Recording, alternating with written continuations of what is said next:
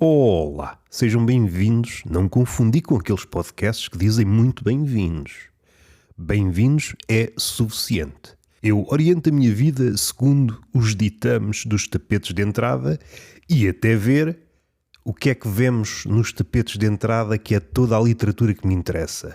Bem-vindo, se estivermos na nossa língua, ou se estivermos no Algarve, volta e meia há um welcome. E há aqueles não contentes com estas duas possibilidades, tapetes de certos restaurantes que têm 5 ou 6 línguas, como se uma pessoa, ao entrar no restaurante, olhasse para o tapete, não está aqui a minha língua, então não entro. Como se uma pessoa vinda do Zimbábue não vê um welcome. Perdoem-me, no Zimbábue não é welcome, é só well. O come foi retirado por questões de veracidade. Perdoem-me a laracha de baixo quilate, mas nós estamos no século XXI. Vocês gostam é de coisas amorfas, sem robustez. Este lado condescendente não me fica bem. Este complexo de superioridade fica-me justo. Eu sou muito melhor que isso. Não obstante esta entrada, não sei se a pé juntos, não sei se a pé coxinho, foi como foi e nós temos de lidar com isto. Estou na presença de uma representação de um quadro, de um pintor que me diz muito para aqueles que apanham ou ouvem, que é mais esse o verbo, aqueles que ouvem o Túnel do Vento, um podcast que eu já carrego às costas, vai por uma caterva de anos, não sei se começou em 2017, já vai em 700, caralho, o gajo é maluco, mas não é de agora. Já há muitos episódios que eu autodiagnostiquei-me e aqui o podíamos enverdar. O Manuel Monteiro é muito crítico, um autor de livros onde, como é que eu ia dizer? Epá, não quero esticar-me muito aqui neste tema. Ele é uma espécie de vigia das calcificações da língua. E uma das mais recentes é o uso em barda do prefixo auto. Dá origem a outras coisas, mas só quero que fiquem com esta na cabeça. O prefixo auto, neste momento, está a ser demasiado usado. Tanto que eu agora retraio-me e já não chamo o automóvel de automóvel. Chamo só móvel. Mesmo quando está sem gasóleo, que é uma coisa que se põe aqui no Algarve e nos restantes pontos de Portugal. Gosto dos livros dele. E podíamos explorar tanto esse lado da língua como a zona fronteiriça entre as calcificações da língua, o humor e a forma como o humor ou o humorista, enquanto portageiro, deixa as coisas passar ou pelo menos manda uma laracha. E nesta transição podemos medir a qualidade do humorista. Se o humorista é alguém que, embora não me perturbe por aí além as águas, ao menos está a par das movimentações. E eu noto que, para não destoar do refrão, o humorista assobia para o lado. Podíamos já adicionar aqui uma camada. Eu acho que o humorista nunca fez parte do grupo dos heróis, parece-me. Não me parece que seja um epíteto associado ao humorista. No entanto, há exceções. Sei lá, um George Carlin tardio, um Bill Hicks. Há outros, há um em específico, não me recordo o nome, até um documentário em que ele foi muito importante para desmascarar uma rede de pedofilia e de vídeos de pornografia infantil nos Estados Unidos. Foi ele um dos primeiros a detectar esse flagelo, é levantar uma pedra e é só lacraus. Esse humorista, que era da cena de Boston, há um documentário sobre isso. Veio-se a descobrir que na infância também passou por isso. Não tenho medo de utilizar o epíteto humorista ativista, porque ele depois foi mesmo para a frente e as coisas aconteceram. Atualmente é um ativismo de sofá que se esvazia. Pessoas que eu já vi que estão supostamente a lutar por uma causa, mas vão à manifestação que eu estou na praia e hoje não posso. E é das coisas mais bonitas, porque o mundo é para ser usado. Somos um país cheio de praias. Entre uma rua que é como qualquer outra rua da Europa e uma praia das mais bonitas do mundo, a escolha parece-me fácil. Uma pessoa tem de saber decidir. Esquecem deste raciocínio. Pegando no anterior, o humorista nunca foi herói. No entanto, com esta atmosfera ou a vibe, se vocês forem mais treinados no linguajar contemporâneo, esta vibe de Joana Marques / extremamente desagradável fez com que o humorista médio, aquele que aparece nas estatísticas, recuassem muito. Íamos desembrulhar isto, estávamos aqui horas e provavelmente não íamos chegar a lado nenhum. Para atalhar, peço que façam aqui vários saltinhos de fé, peço de vocês o triplo salto de fé. Acreditem quando eu estou a falar de politicamente correto, vamos acreditar aqui numa ideia em comum. Depois a cultura woke, acreditem, a cultura de cancelamento e agora a Joana Marques. Isto faz tudo parte de um vasto cosmos, na medida em que qualquer uma destas coisas, mesmo que o humorista diga que não é estar a favor ou contra. São fações, são trincheiras, cada um escolhe os seus buracos. Aquilo que me encanita e faz com que a alergia se espalhe napoleonicamente pelo meu corpo, é o seguinte, é quando se diz uma coisa e na prática é exatamente o contrário. Para não falar de um aspecto muito engraçado, o Manuel Monteiro, mais uma vez, também já desnovelou esse tema, que é muito agradável de ser desnovelado. Normalmente é tratado muito pela rama. Quando falamos de censura, seja na comédia, há sempre um contorcionismo retórico. Nunca é censura, é das coisas também mais interessantes para emoldurar ou pôr no âmbar, que é para os vindores poderem observar todo este mamarracho linguístico à volta de tentar fazer com que a censura não seja censura. Eu, se tivesse tempo, se fosse mais novo, seria um passatempo. Era coligir todos esses depoimentos, todos estes discursos à volta de não é bem censura. Eu já vi tantas formas. Se nos distanciarmos, parece tudo pequenos fragmentos de um livro, é quase uma espécie de desassossego que nos coube em sorte. Volume 2. Agrada-me sempre isto, quando vejo um desfazamento entre aquilo que se diz e aquilo que se faz. E quando o salto temporal é curto, quando eu estou a dizer uma coisa e logo a seguir pratico o contrário, a coerência foi à vida dela, não sei se foi comprar tabaco, se foi ver o preço do peixe noutros lados. Seja como for, não estou a pedir coerência à prova de bala a ninguém. Só que quando é exibida sistematicamente, é uma espécie de trapaça intelectual, porque isso é quase um oxímoro. É aquilo que também já foi dito agora nos últimos tempos mais intensamente, que é há que dar valor aos ditadores de antigamente. Pelo menos esses tinham um paleio como deve ser. Se pensarmos nos ditadores ou pseudo-ditadores ou aspirantes a ditadores, mais uma vez entramos aqui no cosmos, é censura, não é censura, é censura, não é censura, até que há um ato decisivo, afinal é mais para a ditadura, como aconteceu com o Putin. Durante muito tempo não é bem ditador, não é bem, é preciso que ele gaste um orçamento a mandar coisas ao ar para, afinal, um estado de espírito que nos define enquanto Homo sapiens, não sei em grupo é que eu me incluo, estamos sempre em negação. Se der, estamos sempre em negação, até que há um momento que voltamos um bocadinho atrás, mas se der, é como aquelas figuras, um desastre do caraças, e vão lá para a frente dizer que está tudo bem. A realidade foi ofuscada pelas relações públicas. E não há ligação nenhuma entre o comunicado que pode ser dito a viva voz ou por escrito e a realidade. Não é pedir desculpa, às vezes também é um comunicado como se isso valesse alguma coisa. Está completamente desligado da realidade. É uma forma de amenizar os ânimos e depois a realidade vai à vida dela. As pessoas também esquecem-se porque têm a cabeça cheia de macaquinhos. A cabeça do homem contemporâneo é uma selva, nunca será visitada por ninguém. Não há ligação nenhuma entre a dianteira, que são palavras ocas, como estas, e uma realidade que aos poucos vai sendo esquecida. É preciso, quando acontece, dizer qualquer coisa. Não pensar muito, é dizer qualquer coisa. Depois as pessoas embarcam também num comboio, porque um comboio é um comboio anfíbio que está em vários... Fechando este cosmos, fechando o outro também. O humorista médio recuou em muito na sua intrepidez. Está tudo acagaçado. O que há... saindo daqui é uma espécie de simulacro de intrepidez e a ausência completa da crítica. Há aqui um modus operandi que também revela a fragilidade do humorista médio. E o humorista médio não é um médio em termos de qualidade. Se tivéssemos que fazer o retrato robô e, usando esse retrato robô, conseguíssemos achar a grande parte dos humoristas, era esta a figura.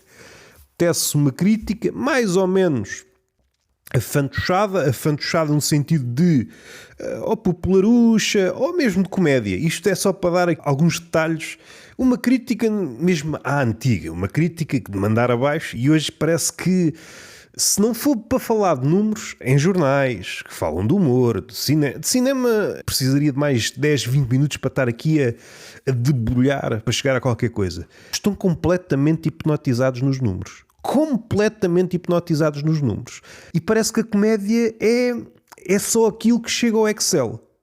Não há forma de analisar isto. Das duas, uma. Ou não há forma de analisar isto, ou se há receio, porque a partir do momento que se começa a tentar ver isto com os olhinhos mais musculosos, são lugares comuns. O humorista é uma figura franzina. Assim que a crítica lhe toca na pele, antigamente o que é que fazia? Ou estrebuchava, está no direito de estrebuchar, ou então começava uma troca de bolas crítica, porque a crítica, como outro discurso qualquer, não é imune à crítica. E então andávamos nisso, a tentar chegar a qualquer coisa depurada. Ou então víamos que, de facto, o primeiro crítico é que tinha razão e o outro tinha de amochar. Isto acontece, ou aconteceu mais vezes na poesia, na literatura, em todas as artes. Nada é imune à crítica. E atualmente parece que o humor está completamente desligado da crítica. O que há é um sucedâneo aguado de vamos olhar para os números e não se vê piadas, não se vê nada, à exceção de uma coisa. Por exemplo, um bom podcast que surgiu há semanas. O podcast do Hugo Rosa, Autópsia do Sapo. Parece-me um bom projeto. Se bem que, ao fugir do domínio português, é exatamente a mesma postura que, por exemplo, um escritor português raramente vai falar dos dele, porque nem para elogiar, nem para denegrir, então falo só lá dos de fora e preferivelmente dos que já morreram. Assim evita-se críticas e nós já nem estamos aí. No humor, vamos fazer de conta que não existe. E esta postura, que cada vez tem mais adeptos, sofre daquele bem-estar burguês. Eu estou num pedestal tal que todas as palavras que orbitam à minha volta, que não vão no sentido de me elogiar, elas não existem. Isso são zumbidos, uns sons inarticulados. Eu já falo, eu tenho uma língua, vocês só grunhem. É claro que porcos e pessoas não podem conviver no mesmo diálogo. Há uma separação, não há um fabulista como mediador, não podemos juntar. Parece uma fragilidade do caraças. Quando, depois, sabemos que o alvo está completamente magoado, que é uma palavra engraçada para utilizar aqui. E como é que se verifica isto? Aparecerão logo vozes, estás a ver coisas, mas há uma forma de ver isto. Podia dizer, por exemplo, o Pedro Teixeira da Mota em relação à Joana Marques. É um exemplo, e é preciso dar exemplos, é só um exemplo entre muitos. Neste exemplo que eu acabei de dar, como é que se vê que o Pedro Teixeira da Mota, que fez de conta que não aconteceu nada, está afetado? Ele vai falar disto daqui a 1 ano ou 2. Se virem o modus operandi dele, ele, quando é atacado, não fala logo porque se mostra superior e depois vai falar 1 ano ou 2 depois e percebe-se que, envolvidos 2 anos, ainda está magoado. Já teve tempo para amadurecer aquela dor, transformar aquilo num fado e ir cantar pelas ruas. Coisas de nada. Aquela imagem que faz questão de dizer, seja ele, seja outros, de que não afeta, é falso. Um tiro no pé em que a comédia é genuinidade, verdade. Isto é o jogo das reputações. Entramos aqui num ponto. É a comédia antiga e a comédia nova. A comédia tem de estar muito ciente deste jogo de reputações, porque a reputação, em parte, é sempre uma falsidade. E se o comediante entrou todo no jogo das reputações, eu não sei até que ponto é um comediante formidável, ou poderá sê-lo. Adentrando no jogo das reputações, encontramos figuras como o Narciso, um mega Narciso, e todas essas figuras que a Joana Marques tem trabalhado de forma sistemática ou à desgarrada. Talvez falte verificar de onde é que isto partiu. Se calhar teríamos de fazer outro exercício, não sei se é um exercício humorístico, porque raio é que há tantas figuras como aquelas que a Joana Marques vê. Podíamos tecer algumas teses. E já que estamos aí no jogo da reputação, uma frase que muitas vezes os humoristas gostam de proferir, às vezes está nas entrelinhas, mas agora já está visível a todos, mesmo aos mocos, que é: eu não vou associar a isto porque... E depois as razões são várias. Não associar a isto, como se o humorista fosse uma marca. Essa ideia tem algumas fragilidades. O ponto por onde eu vou é: há uma ideia que não sofreu rombo nenhum, apesar de ter estado associado ao nazismo. Entretanto, está a pingar cenas, o trabalho liberta. Não é que tenha percorrido grande caminho, é apenas isto. O trabalho liberta, apesar de ter estado associado ao nazismo, não se sofreu qualquer rombo. Não ouço ninguém dizer, eu antes gostava de trabalhar, mas dei-me conta que está associado ao nazismo, já não quer saber disso. Não sei se algum dia há de dar um beat. Gosto desta ideia. O trabalho, mesmo estando associado aos nazis, ninguém se importa. Não. O quê? Uma cruz suástica? Isso era dos budistas, agora não, não se pode usar. O trabalho liberta. É uma frase poderosíssima. Imaginar-me num campo de concentração e ver essa frase, a cereja no topo do bolo da crueldade. Se fizermos uma espécie de engenharia reversa, tendo em conta o modelo de trabalho atual, o precariado, é uma palavra que está em vias de aparecer no dicionário, não estamos muito longe. Mas isso ficará para outros lados, a entrevistar ou a conversar, dependendo do que é que vocês mais gostam. Neste caso, não sei, se calhar foi mais uma entrevista, não sei qual é a fronteira. O ponto exato em que uma entrevista passa a ser conversa. Eu sei quando é que uma conversa, mesmo uma conversa é uma conversa, e uma entrevista é mesmo uma entrevista, mas há ali uma zona fronteiriça. Eu gostaria de explorar esta zona fronteiriça. Pode parecer uma minudência, mas essa conversa em específico exibe aqui uma cena que é mais gritante nos Estados Unidos. Há um tom, ou 2 ou 3 tons muito praticados, seja em podcast, seja até pela malta dos comediantes ou do entretenimento, que é sempre um tom muito categórico. Este pode ser um dos tons, às vezes mesclado com muito entusiasmo, a forma categórica e entusiasmada que se diz seja o que for. E nesta conversa em específico, em que o Pete Holmes fala com o Stephen Wright, é Stephen Wright? Eu nunca sei. Bom, mas o gajo dos one-liners, já está velhote, achei graça, aprendi algumas coisas, achei muito claro a diferença entre comédia nova e comédia velha. O Pete Holmes, houve partes em que ele bateu nele próprio. Aquele entusiasmo, ao bater de frente com alguém que está noutro registro, percebe isto é demais. Há aqui um registro, e está a passar para Portugal, que é o registro demasiado entusiasmado, é a rir por tudo e por nada. Dava um trabalhinho também engraçado. Verificar comediantes que há uns anos gozavam com aquele estilo da rádio, 3 ou 4 palavras e rir, e agora estão a fazê-lo nos seus podcasts. Isso é engraçado, seja as críticas que fizeram em relação à televisão e depois a fazer os mesmos moldes, mais visível nos Estados Unidos, mas é só uma questão de tempo até chegar cá. Há muita publicidade. Se virem ou ouvirem um podcast dos Estados Unidos, de um comediante, a quantidade de publicidade que eles têm, que para um podcast para anunciar seja o que for, o que é isto? Os anúncios no YouTube estão a crescer. Qualquer dia vou para a TVI para ver coisas. Há aqui uma inversão. Vamos chegar aí, a televisão está morta. Não, eu quero ver intervalos de 10 minutos. Ao contrário disto, eu estou a ver qualquer coisa e estou a ser interrompido de 2 em 2 minutos. Isso não acontece na televisão. Parece que tudo foi inventado com o pretexto de pôr publicidade. Parece não foi, não é? Mas antes havia margem para dúvida. Agora está tudo bué da claro. Tudo é só um pretexto. Isto dá para pôr publicidade de que forma? Dá para pôr mais publicidade, mais publicidade. A internet é um grande flyer. E se não quisermos que a internet seja um grande flyer, pagamos. Se bem que pagamos, mas há sempre produtos de formas mais subtis a aparecer em séries. Seria engraçado pagar um extra. É engraçado enquanto ideia, porque chega a um ponto. Mas se calhar até já vamos aí, porque há um outro indicador que eu gostava de explorar. O posicionamento de um produto à frente da câmara para nós vermos, para associarmos aquilo, etc. Essas coisas, não vou para aí também. Parecia a embalagem assim, sem rótulos, ou... Vi uma notícia assim de viés, acho que é o Aldi. O Aldi está a testar um modelo que é, nós temos de pagar a entrada. Não sei se é 12 euros. Ao entrarmos, a entrada é como se entrasse numa discoteca, 12 euros. Só a ideia de se estar a testar isto, os tempos estão a ficar estranhos. Como é que sistematizamos isto? Vamos sempre no sentido de pagar coisas que antes não pagávamos. É sempre isto. Há pessoas, ou o ChatGPT, a tentar descobrir como é que podemos lucrar de formas inéditas. E isso é bonito de ver. Ouçam essa conversa, porque eu acho uma conversa muito engraçada. E o Wright faz questão de buscar o Woody Allen como modelo. 2 figuras diferentes em one-liners. Eu não tenho acesso às one-liners, sei poucas one-liners do Woody Allen. Allen, quando era puto. Ele, a caminho do trabalho, ele, segundo conta na autobiografia dele, tem uma autobiografia, mas depois tem outra biografia.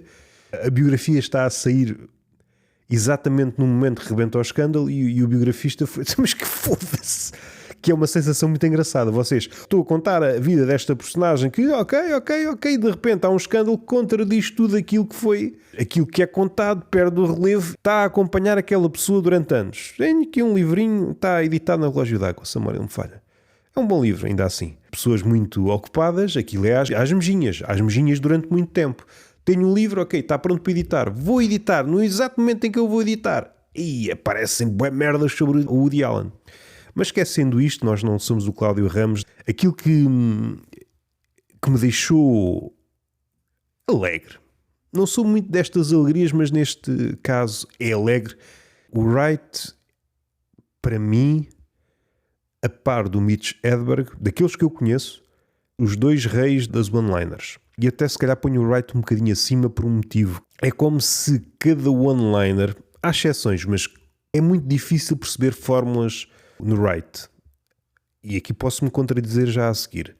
Se estudarem a fundo o Wright, aprendem a escrever one-liners e boas one-liners. Um exemplo que, quanto a mim, envelheceu mal. Se calhar há uns anos punha aqui no mesmo grupo e agora já não me ponho, o Jimmy Carr. O Jimmy Carr, se forem espectadores atentos, ele há um ponto a partir do qual ele começa-se a repetir aquilo é enfadonha, aquilo é básico. E uma prova que o Wright é muito melhor que ele é que aquilo envelheceu muito bem. As piadas dele podiam ser contadas hoje e aquilo resultava. Uma posição intermédia, por exemplo, o Dimitri Martin, e acima estão esses dois, sendo que o Woody Allen não tem acesso, às vezes, a one-liners, e daquelas que sei, tendo em conta aquilo que eu sei do Woody Allen, provavelmente seria o topo do topo. Se entrarmos para o campeonato da escrita mais alargada do humor, então é o topo do topo. Se não entrarmos para a literatura, ainda que o Woody Allen possa também ir para esse terreno onde estão outros. É o único humorista mainstream, entre aspas, que pode entrar no terreno da literatura onde estão figuras como o Cervantes. Por exemplo, o George Carlin, que tem livros escritos, quando entra para aí, perde. O George Carlin é um gajo de palco, ainda que escreva muito bem, mas quando comparado com o Woody Allen, o Woody Allen vai... Onde é que ele vai? George Carlin, adeus, tem que ir à minha vida. Por acaso o Wright lançou um livro há pouco tempo, não sei se é de humor, a nível de one-liners é soberbo. Isto para dizer o quê? Foi buscar como referências, Pete Holmes estava interessado quais seriam as referências dele, e ele foi buscar o Woody Allen, claro, e o George Carlin inicial, onde ele falava de coisas do dia-a-dia. São as duas referências dele. Há aqui uma cena muito engraçada, pelo menos para mim. Por exemplo, o Wright referenciou o Woody Allen como mestre supremo e o Jeselnik, numa conversa qualquer, também a mesma coisa em relação a isso e a outros contos. É engraçado como gajos com uma mestria enorme na construção de piadas reconhecem no Woody Allen. Eu não sei se consigo explicar isto como deve ser. Nós só conseguimos ver nos outros qualquer coisa que já esteja em nós. Pelo menos a meio caminho. Se aquilo nunca foi nosso, ou se aquilo é tão desconhecido para nós, nós não vamos conseguir ver esse detalhe no outro. Não sei se ficou bem explicado, mas por agora é isto que eu tenho. Há certas coisas no Woody Allen, para quem não tem o olho treinado em certas leituras, aquilo passa-lhe completamente ao lado. Para quem já afinou a lâmina até ao máximo, mais uma vez uma divisão entre as escolas. A comédia velha é a escola dos humildes, ou aparentemente humildes, e a escola nova da comédia é a história do entusiasmo, a história do ego. Eu. É muito engraçado quando há um contraste tão gritante como o Wright, que é, epá, isso não me interessa nada. Aquela fantasia, aquele circo do eu desmorona-se no estalar de dedos. E isto também tem alguma graça. Tem uma graça em si e se calhar dá para fazer humor à volta disto. Eu, e do outro não tem reação nenhuma. Só não entra aqui num conflito porque o Pete Holmes, claro, como ele é comediante e é um bom comediante, conheço a série das séries que eu mais gostei dentro daquele nicho. O desconforto naquela série foi um dos melhores desconfortos que eu já senti na pele. O desconforto é muito maior do que, por exemplo, no Office. O cume do humor de desconforto, falando daquilo que eu senti na série do Pete Holmes, aquele cruzamento de a relação, o seu apego à religião, as relações extraconjugais da mulher e a forma como ele abordou aquilo tão saloiamente, às vezes causa um desconforto tal. Não me recordo de ter um desconforto tão intenso como naquela série. Dos dois modelos, da comédia velha que está a acabar, a comédia nova que está sempre a vender, está sempre em regime hiperbólico. Uma câmara de eco. Eu vivo o mundo na primeira pessoa. É mais do outro lado, a interdição do eu. Eu acho que a arte é completa quando conseguimos criar uma espécie de interdição ao eu. Não sei se ia tão ao limite, não quero ir àquele lugar comum muito presente nos podcasts atuais, quando alguém pede para outra pessoa escolher entre uma opção A e a opção B e a pessoa diz, não, é um pouco das duas. É sempre um pouco das duas. É isto ou aquilo. Nunca é o isto nem o aquilo. É sempre o isto ou aquilo. É sempre um bocadinho de cada. Temos opiniões, mas se nos dão a escolher entre uma coisa e outra, é sempre um misto das duas. Nós não apostamos as fichas todas em nada. Cruza com aquela ideia dos últimos dias de intrepidez do comediante ou de outra pessoa qualquer. Mas ouçam essa conversa que está fixe. É preciso ser um bom escritor para ver no outro um escritor genial. Se for um escritor medíocre, não vai conseguir ver. Quando o Jason Lee fala no Woody Allen, é outra liga. É claro que é outra liga. É claro que é outra liga. E a mesma coisa com o Wright. É claro que é outra liga. Podíamos usar estes 3 ou 4 exemplos. A comédia a nível de escrita está uma miséria. Não estou a brincar. O momento de Joana Marques, a comédia está uma miséria. Coisas que eu quero recomendar. A autópsia do Sapio agora não era. Era a autópsia da rã ou a autópsia do batráquio. O podcast do Hugo Rosa, sigam-no no Instagram e é um bom podcast, eu acho que é uma boa ideia e curiosamente, já agora partilho-vos isso, no exato dia em que ele publicou o primeiro episódio, minutos depois, há um comediante que vem ter comigo, sem saber do lançamento do podcast do Hugo Rosa, a propor-me uma ideia exatamente igual. E eu assim, isto é hilariante. Coisa que eu provavelmente teria alinhado se fosse umas semanas antes. Isto é hilariante. Supondo este cenário em que criávamos o podcast e lançávamos no mesmo dia ou num dia depois, podia dar-se o caso termos escolhido o mesmo nome. Fazendo o brainstorm, seria um nome que nos agradaria provavelmente. Há coisas do caraças. 2 apontamentos. Estava à volta aqui numa ideia que já vem de longe. O último apiadeiro é aquela ideia da filosofia, a tese, a antítese. E eu estava na antítese, sendo que a tese era o melhor amigo do homem, os vários degraus, o cão, o cavalo, o próximo melhor amigo do homem, fazer uma espécie de casting. E depois estava aqui no contrário, na antítese, que é a pensar, por exemplo, no cão do Hitler. E estava por aí afora e de repente lembrei-me, é verdade, eu acho que há um gajo que tem um beat. Aliás, o special dele é mesmo o cão do Hitler. Por acaso, um dos melhores comediantes de sempre, o Norm Macdonald. Se bem que eu vou por outro lado, mas há um universo de ideias em relação ao cão do Hitler e depois perceber eu acho que há um gajo que fez isto. Outra coisa que sucedeu logo no mesmo dia. Há uma cena que eu escrevi no tempo da pandemia, quando eu voltei a jogar jogos de luta e estava a pensar no Street Fighter e então escrevi uma coisa, não sei onde. Foi o Hugo Rosa a falar com o Juan, se a memória não me falha, sobre o Pete Holmes. Exatamente a mesma coisa, exatamente, o play pode não ser igual, mas exatamente os mesmos temas, as movimentações e a logística dos personagens, e depois ia para outros universos, mas recordo-me ter centrado no universo Street Fighter, também tinha no Mortal Kombat, no Tekken e foda-se. No outro dia descobri uma piada, não lancei em lado nenhum, mas escrevi aqui no papel, que o Wright já tinha escrito, pronto, é dele, é abandonar, já chegaram lá primeiro. Espero que tenham gostado. Isto foi um desabafo desconexo para fazer tempo até o próximo Tertulia de Mentirosos, que há de ser com o Álvaro Cláudio. A não sei que haja para aqui outra giga-joga e eu resolva lançar outro. Até à próxima. Beijinho na boca. Palma. Não. Beijinho na boca. Eu digo no Túnel do Vento. Já fiz confusão aqui. Não dou beijo na boca. Eu não sei o que é que digo no badminton com as penas de Ícaro. Fica assim este silêncio desconfortável. Está feito.